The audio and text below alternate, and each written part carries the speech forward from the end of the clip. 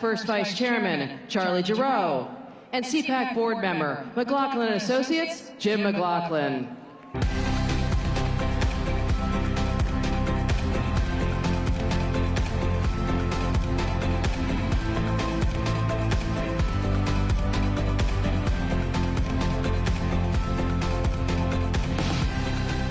All right, it's that time again.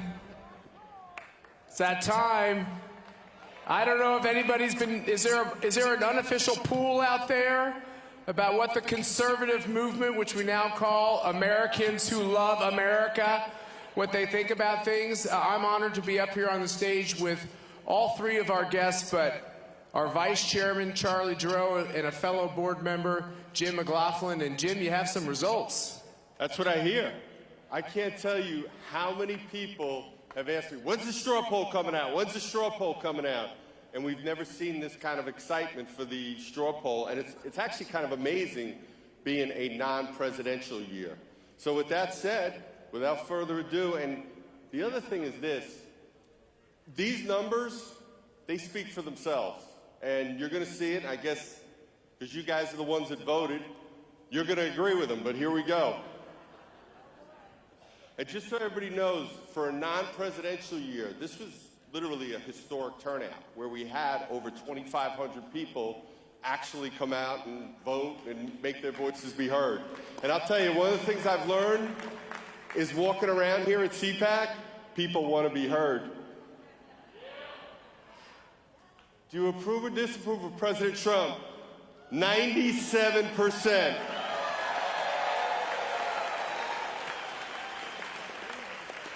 Nobody gets 97%. Trust me, Matt and Charlie, they don't have 97% approvals in their households. It's a sensitive subject, Jim. And 83% strongly. And there was, folks were telling me things are going to fade for the president. I saw the speech last night. I saw your reaction. Nothing's faded for the president. With that said, what do we think of Joe Biden? 99% disapprove. 98 strongly. And I will tell you this. Now, I've been going to CPACs for close to almost 4 decades now. That's where Matt and I met years ago. He's older than I am. Just kidding. But, you'd have times where Bill Clinton didn't have numbers this bad. Barack Obama didn't have numbers this bad. We just got back a national poll of all voters, and trust me, you look at Joe Biden's numbers now, they are horrible. And it's going to be interesting to see what happens. I don't understand, Jim. 1% approve of Joe Biden? I can't. I know, I think the back corner got some, what happened? Look, there's a lot of security, and as we tell everybody, it's anonymous. Some of the press must have stuck in. What are the most important issues? And remember, you could choose up to 3. Election integrity is number 1, 49%. Immigration, border wall, 48%. Constitutional rights, freedom, 43%. Then you have things like inflation, cost of living, 27%. Can I say something there, Jim? Yes, sir. I have all these people that say we can't talk about the 2020 election. And if you go around the country, if you come to CPAC and you talk to folks, everyone wants to talk about the election. But they don't want to just complain about all the illegal activity. They want to know what we're going to do. And so you gotta own it. You got to understand it, and then you got to address it. That's exactly right. Which do you think is the greatest threat to America's safety and national security? And originally, I'm going to tell you the history on this question real quick. I just had China, Russia, Iran, North Korea, and the Afghanistan question. Matt made me change it. He said, put in Joe Biden's incompetence. And I was like, well... Actually, I said put in Joe Biden's incontinence, but you got real close. I mean, it's the same thing. But look at it. And we're seeing this right now again, there was a media poll that was out yesterday. More than 60% of Americans said the Ukrainian invasion wouldn't have happened on Donald Trump's watch, and that's with all voters. Now, one last thing, little housekeeping. When we're done, within, not maybe right away, but within an hour or two, all the results will be up there. We obviously don't have time to deliver all the results from the survey, but they will all be there. We believe in honesty and transparency in our surveys, just like we do in everything else. So now the question you were all waiting for, the straw poll. What happened? Who do you think's going to win? Who do you think's going to be ahead?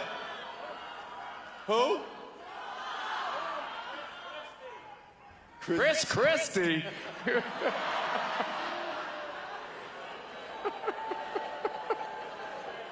All right, here you go. Donald Trump, 59%. So much for him fading. He had 55% last year. Ron DeSantis is at 28%. So, do you agree with those numbers? And look, and even the other candidates that get votes, they tend to be Trump-related. And the gentleman who yelled out Chris Christie, well, you see what happened there. Well, Anyway. I like some of these. You know, we would be in Maryland right now, except their Republican governor said we'd kill each other. He's at 0. He literally got no votes, so. And there's this guy, John Kasich. I didn't even, wow. Were you just putting him on there to be mean, Jim? What are you doing? Says he might run for president. So those are the choices. Now the next is the ballot without Donald Trump. Ron DeSantis, 61%. And what happens is one of the interesting parts, 2/3 of President Trump's voters from the first choice go to Ron DeSantis. Make sense? Okay. All right, so now we go to the next one. Oh, and then we have, I'm still letting it all sink in there. That's great. Naomi, walk through. You have a great voter technology. You use blockchain, and you have some great results as well with this company, Liberty Vote. That's right. Thank you for the introduction. And thanks for being at CPAC. We really appreciate anybody flying over here from Tokyo to be with us. It's a wonderful thing. Thank you. Thank you for having us here today. In the existing election system, many frauds have been committed due to falsified data. In particular, the last U.S. presidential election has brought that reality to the attention of many people all over the world, including Japan. We understand that this is not just an issue of the United States of America. We are all facing a crisis of losing our freedom and democracy. Democracy is our right to vote. That is why Liberty Vote has been developing a system that is fair, transparent, and it is applicable both online and offline. And in this system, people are authorized before they participate, making sure that they are individuals who qualify to be voting for this country. And in this system, nobody, not even the administrator of the system, can tamper with data. We no longer have to rely on a single entity to trust with our data. And above all, it allows participants to log back into the system and make sure and confirm that their votes have not been altered. And the process is clear, it's transparent, it is proof that election integrity is possible. And we believe that this CPAC 2022 is the right place to start. And we have great results, so I'd like to get right into them. There we go. I'm pleased to announce that we have had 905 people participate in our blockchain portion of this weekend's straw poll. We had 4 questions prepared, and all of them had great results. But I'd like to announce 2 of the 4 which I believe are worthy to mention. For the first survey question you see up here, more than 3 out of 4 people have voted yes to implementing blockchain technology to the election for more transparency. And I must say this is a very encouraging result. And the last question,